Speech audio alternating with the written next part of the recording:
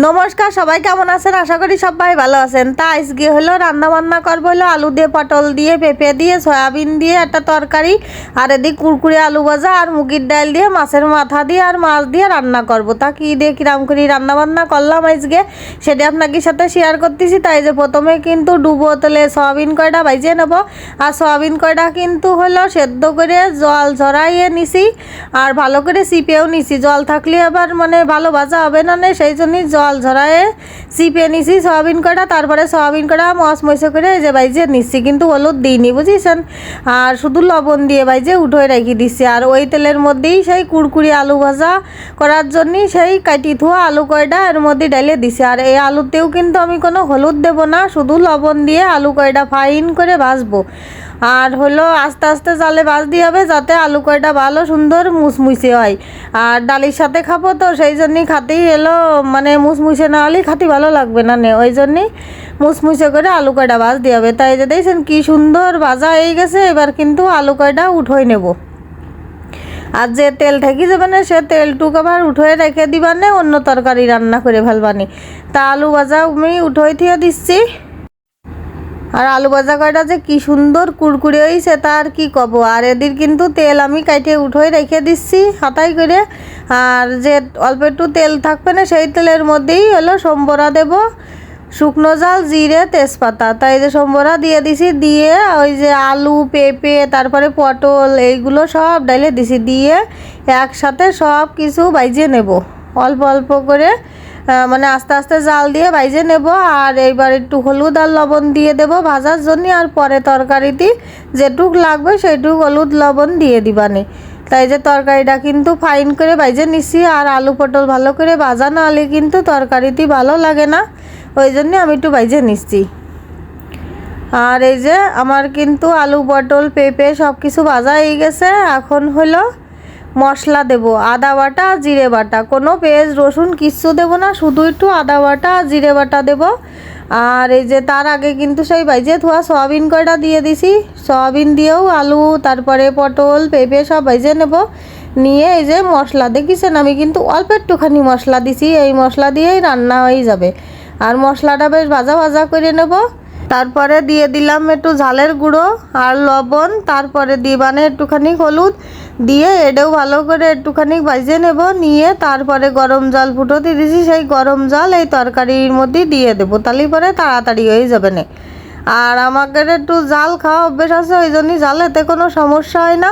এই যে জল কিন্তু দিয়ে দিছে, এই জলটা এবার ফুটতে হবে, মানে খানিকক্ষণ জাল হবে, তারপরে তরকারিটা কিন্তু রান্না শেষ হয়ে যাবে। তাই যে তরকারি কিন্তু ফুটে গেছে, আর আমি একটুখানি গুটে দিচ্ছি বেশি করে, যাতে আলু পেঁপে একটু ভেঙে ভেঙে যায়, যাতে ঝোলটা একটুখানি ঘন হয়ে যায়, সেই জন্যে আর কি। আর দেখছেন তরকারিটা বেশ কিন্তু ঘন হয়ে গেছে। আর এরম করে তরকারি রানলে কিন্তু ফাইন লাগে, আর হলো রুটি পরোটার সাথেও খাতে কিন্তু সেই লাগে। আর আমি এখন একটুখানি গরম মশলার গুঁড়ো দেবো এর মধ্যে, দিয়ে তরকারিটা নামাই নেব।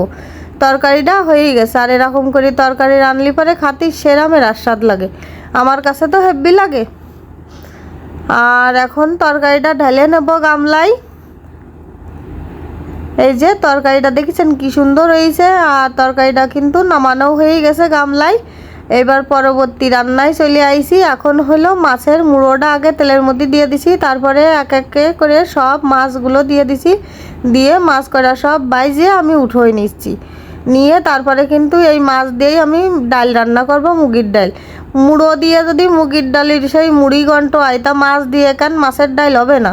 তা ওই যে আমি সম্বরা দিয়ে দিছি, শুকনো জাল, জিরে, তেজপাতা, সম্বরা দেওয়ার পরে কিন্তু আমি যে অল্প একটু আদা বাটা, জিরে বাটা রেখে দিলাম সেটুকু কিন্তু এর মধ্যে দিয়ে দিছি। দিয়ে মশলাটা ফাইন করে কষায়ে হলুদ গুঁড়ো, লবণ আর ঝালের গুঁড়ো দিয়ে দিছি, দিয়ে ভালো করে বেশ কষাবো, বেশ ভাজা ভাজা করে কষাতে হবে। তাই যে মশলায় কিন্তু তেল ছেড়ে দিছে। এবার কিন্তু আমি মাছগুলো এর মধ্যে দিয়ে দেবো। এই যে মাছগুলো ঢেলে দিছি, মাছগুলোও কিন্তু ফাইন করে কষাই নেব। তারপরে সেই মুগির ডাল ভাজিয়ে ধুয়ে সেদ্ধ করে ধুয়ে দিলাম, সেইটা এই মাছের মধ্যে ঢেলে দেবো।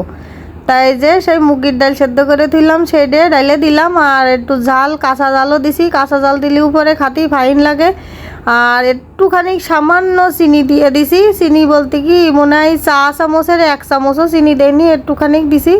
দিলি পরে খাতি ভালো লাগে সেই জন্যই। তারপরে গরম জল ঢালে দিছি, দিয়ে তারপরে খানিকক্ষণ জাল দেবো। এই যে ডালটা কিন্তু হয়ে গেছে, ফুটে গেছে। আর দেখেছেন ডালটা বেশ ঘন হয়ে হয়েছে। আর নামাই দিলি পরে আর একটু ঘন হয়ে যাবে না। মুগের ডাল যেহেতু একদম পাতলা করে খাতি ভালো লাগে না সেগুলো। আর এই যে গরম মশলার গুঁড়ো দিয়ে দিছি, দিয়ে আর অল্প একটুখানি জাল দিয়ে মুড়িঘণ্টর ডাল মানে মুড়িঘণ্ট কন মাছের ডাল নামাই দেবো। আর এই ডালটা কিন্তু খাতি সেই লাগতেছিল। আর হলো বাড়ির সবাই দেখলাম পছন্দ করেছে, মনুরাও খাইছে আর আমার কাছেও খুব ভালো লাগিয়েছে।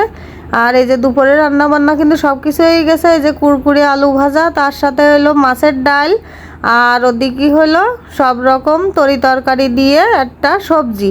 এই যে আলু পটল তারপরে পেঁপে দিয়ে সয়াবিন দিয়ে একটা তরকারি। খাতি কিন্তু খুবই ভালো লাগতেছিল। আর এই যে সবাইরে খাতিলতি দেওয়া হয়ে গেছে, আমি কিন্তু খাতি বইছি। আর আজকে আমি মাছের মুড়োটা নিয়ে বইছি, কারণ আমার কাছে মাছের মুড়োটা খাতি খুব ভালো লাগে।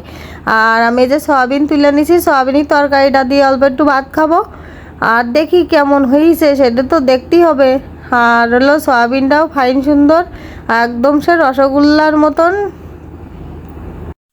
আর মাঝে মধ্যেই হলো কুরকুরে আলু ভাজা একান দুকান করে খাতি কিন্তু ভালোই লাগতেছিল। আর মাঝে মাঝে আমি এরকম করে আলু ভাজি, কারণ হলো সন্ধ্যের সময় কিন্তু খাতি ভালোই লাগে কুরকুরে আলু ভাজা, শুধু শুধু খাতে সেই মজা। আর এই যে আলু পটল দিয়ে খাওয়া হয়ে গেলে আমি মুগের ডাল দিয়ে একটু খাইয়ে দেখবো যে কী দিয়ে কিরম করে হয়েছে। তা এই যে আমি ডালটা নিয়ে নিছি, আলু ভাজা দিয়ে একটু লেবু দিয়ে আর একটু মাছের মাথাতে একটু মাছ ভেঙে নিয়ে খাতি যে কি ভালো লাগতেছে তার কি কব। আসলে এরকম করে মাছ দিয়ে ডাল রান্না করলে খাতি খুবই ভালো লাগে। আর আমার এই ভিডিওটা যারা ধৈর্য ধরে দেখেছেন তাদের কিন্তু অসংখ্য ধন্যবাদ জানাই। আর অবশ্যই কিন্তু লাইক কমেন্ট শেয়ার করবেন, সাবস্ক্রাইব করবেন। সবাই কিন্তু ভালো থাকবেন, সুস্থ থাকবেন। টাটা।